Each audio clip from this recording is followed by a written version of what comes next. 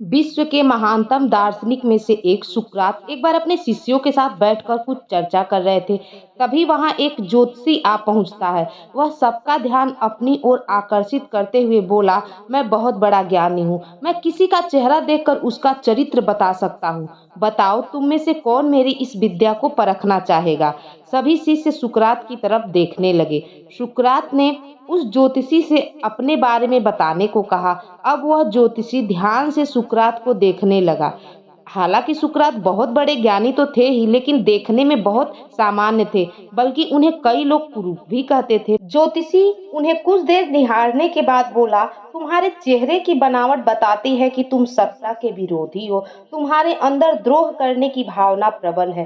तुम्हारी आंखों के बीच पड़ी सिकुड़न तुम्हारे अत्यंत क्रोधी होने का प्रमाण देती है। ज्योतिषी अभी इतना ही कहा था कि वहां बैठा सुकरात का शिष्य अपने गुरु के बारे में ये बात सुनकर गुस्से में आ गया और उस ज्योतिषी को तुरंत वहां से जाने के लिए कहा। पर सुकरात अपने शिष्य को शांत करते हुए बोले कि ज्योतिषी को अपनी बात पूरे कर लेने दो।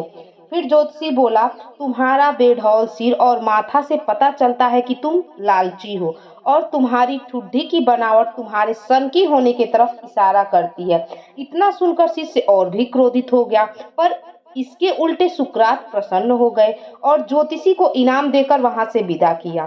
शिष्य सुकरात के इस व्यवहार से आश्चर्य में पड़कर पूछा, गुरुजी, आपने उस ज्योतिषी को इनाम क्यों दिया, जबकि उसने जो कुछ भी कहा वो हम सभी जानते हैं कि वो गलत है। सुकरात अपने शिष्यों से बोले, देखो, ज्योतिषी ने जो कुछ भी कहा वो सब सच है। उसके बताए सारे दोष मुझ में है। मुझ में लालच है, क्रोध है। उसने जो कुछ भी कहा वो सब अवगुण मुझ में है।